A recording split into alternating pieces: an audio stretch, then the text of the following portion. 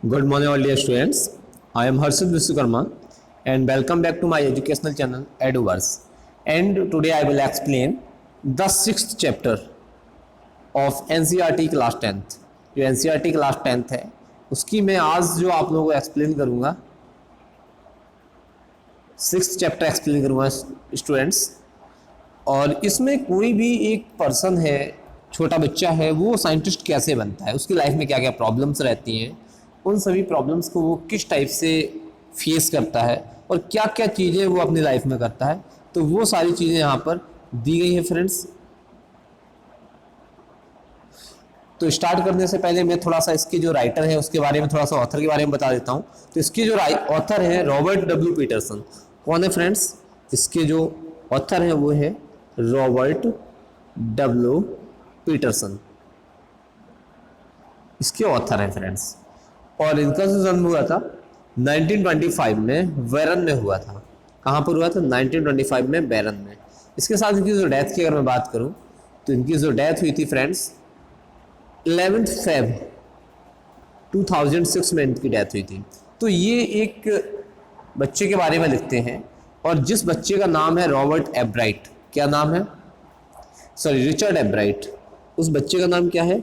Richard एब्राइट है। अब बात करते हैं रिचर्ड एब्राइट के बारे में, उन्होंने क्या लिखा हुआ है, वो सारी चीज़ें मैं यहाँ पर आपके लिए साथ एक्सप्लेन करूँगा। यहाँ पर आप लोगों के लिए 1 सेकेंड, मैं इसको थोड़ा सा रिमूव कर देता हूँ यहाँ से। यस, तो जो रिचर्ड एब्राइट है वो बचपन से ही बहुत ज़्यादा होशियार था। तो उसकी लाइफ में एक बुक आती है जिस बुक ने उसकी लाइफ को बिल्कुल चेंज कर दिया। वो कैसे चेंज किया, वो सब चीज़ें आज मैं आपको समरी के बिहाफ पे इस चैप्टर्स के बारे में बताऊँगा। तो सबसे पहले मैं बात करूं कि जो साइंटिफिक अचीवमेंट है वो कब की। अब यहाँ पे अगर मैं बात करूं रिचर्ड एब्राइट की, किसकी? रिचर्ड एब्राइट की अगर मैं बात करूं तो 22 की एज में, कब 21 की एज में, 22 की एज में उन्होंने साइंटिफिक थ्योरी दे दी थी कि कैसे जो सेल्स होती हैं वो कैसे काम करती हैं। कब दे दी थी? 22 ईयर्स की एज में उन्होंने एक थ्योरी दे दी थी कि जो सेल्स हैं वो कैसे काम करती हैं। और ये जो पब्लिश हुई थी उसमें जिसने हेल्प की थी वो थे उनके रूममेट, और कह सकते हैं उसके कॉलेज के जो रूममेट थे जेम्स आर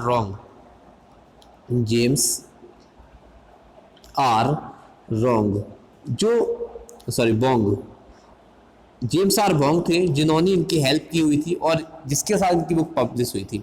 और इनका जो अट्रैक्शन था, सबसे ज़्यादा बटरफ्लाइज के लिए अट्रैक्शन रहता था। अब यहाँ से जो लाइफ इनकी स्टार्ट होती थी, ये रीडिंग में रहा करते थे पेंसिल्वेनिया में।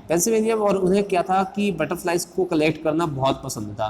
जनरली इनकी जो मदर इनको हमेशा सपोर्ट करती थी। कौन? इनकी जो मदर थी वो इनको हमेशा सपोर्ट किया करती थी किसी भी काम को करने के लिए, कि कैसे किसी भी काम को करते हैं हर जगह से। और उनको हमेशा खरीद कर क्या लाती थी? टेलीस्कोप। उनको खरीद कर टेलीस्कोप लाती थी, टेलीस्कोप इनको खरीद कर देती थी, माइक्रोस्कोप इनको देती थी। और ये जैसे कैमरा हो गया या फिर माउंटिंग मटेरियल हो गए, तो ये सारी चीज़ें इनकी मदर इनको खरीद कर ला के देती रहती थी और ये सब चीज़ें उनको हेल्प भी करती थी। और अब उसी टाइम पीरियड में क्या हुआ, जब एब्राइट सेकंड ग्रेड में था उसने अप्रॉक्स 25 बटरफ्लाइज की स्पेसीज, कितनी? 25 स्पेसीज, मतलब 25 टाइप की जो बटरफ्लाई थी उनको उसने कलेक्ट कर लिया। और जब उसने उसको कलेक्ट किया और उसकी जो एरिया में थी, उसके एरिया में 25 थी, उसने 25 को कलेक्ट कर लिया और उन पर रिसर्च करता रहा, कहीं किसी के बारे में पता करता था, कोई ना कोई एक्टिविटी करता रहता था। अब उसके बाद क्या होता है, उसकी जो मदर थी उसको एक बुक ला के देती है जिसका नाम था ट्रेवल्स ऑफ मोनार्क। क्या नाम था फ्रेंड्स? उसका जो बुक का नेम था ट्रेवल्स ऑफ मोनार्क एक्स। अब जब वो इस बुक को पढ़ते हैं तो इस बुक ने उनके माइंड में बटरफ्लाइज के लिए पूरी तरह से चेंज ही कर दिया कि तुम्हें क्या करना है, ये सारी चीज़ें डायरेक्टली चेंज कर दी। और इसके बाद उनके जो बटरफ्लाई की रिसर्च में उनको जो हेल्प किए डॉक्टर फ्रेडरिक अर्कहट। कौन थे? डॉक्टर फ्रेडरिक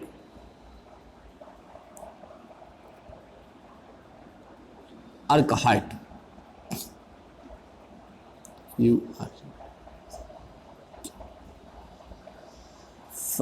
अर्कहट तो इन्होंने क्या किया, इनकी बहुत ज़्यादा हेल्प की, और हर काम को करने में डॉक्टर फ्रेडरिक हरखर्ड इनकी हेल्प किया करते थे। और इन्होंने जो थे ये एक प्रोफेसर थे,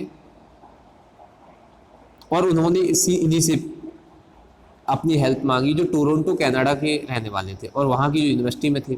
तो कई बार क्या होता था, अब वो एब्राइट क्या करता था, जो बिंग्स थे मोनार्क के, जो तितलियाँ होती हैं उनकी जो मोनार्क होते हैं, तितलियों के जो मेल होते हैं उनको वो मोनार्क, बटरफ्लाइज मोनार्क, तो इनकी वो उन्होंने क्या किया, उसको बिंग्स को अटैच कर दिया, एडिसिव जोड़ दिया।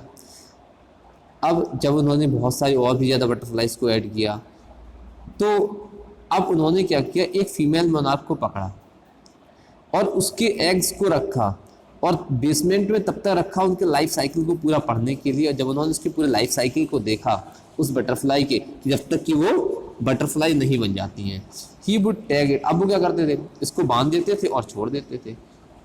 और several years later lost interest. अब धीरे धीरे क्या हुआ, इस एक्टिविटी में उनका थोड़ा सा इंटरेस्ट कम होने लगा।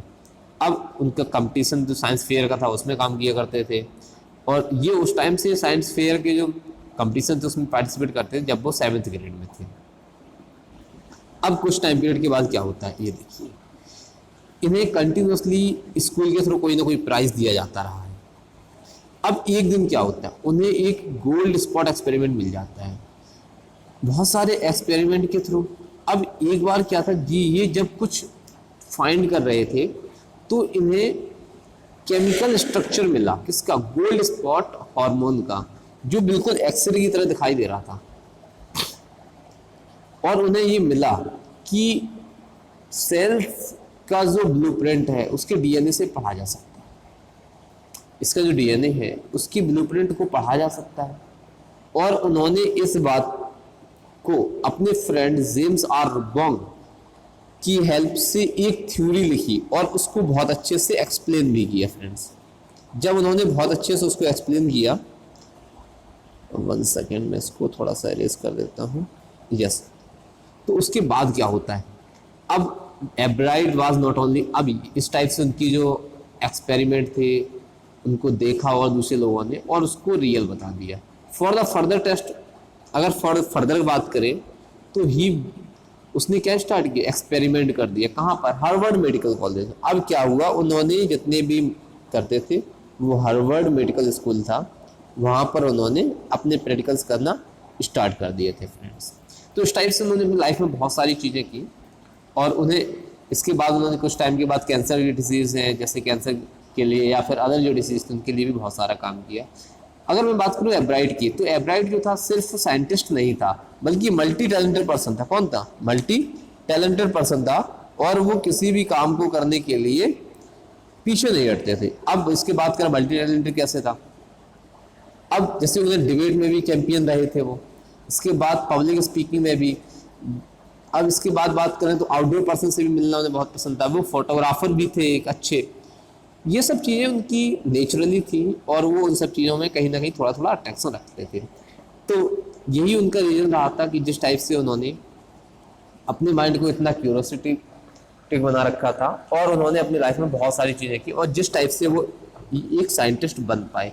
तो फ्रेंड्स, ये एक स्टोरी थी मिस्टर रिचर्ड एब्राइट की, जिन्होंने जो बायोलॉजी है, बायोलॉजी में बहुत सारी चीज़ों पे रिसर्च किया है। और जब हम इस चैप्टर को लाइन बाय लाइन एक्सप्लेन करेंगे फ्रेंड्स, उन सब चीज़ों को मैं टू द पॉइंट एक्सप्लेन करूंगा। अगर किसी भी स्टूडेंट में कोई भी डाउट हो, आपके पास बुक है, आप उससे स्टडी करिए। कोई भी डाउट आता है कमेंट करके मुझे बताइएगा, सो दैट मैं वहाँ पर चीज़ों को आपको क्लियर कर सकूँ। आज का लेक्चर आपको स्टूडेंट्स कैसा लगा कमेंट करके बताइए। Thanks for watching and have a nice day.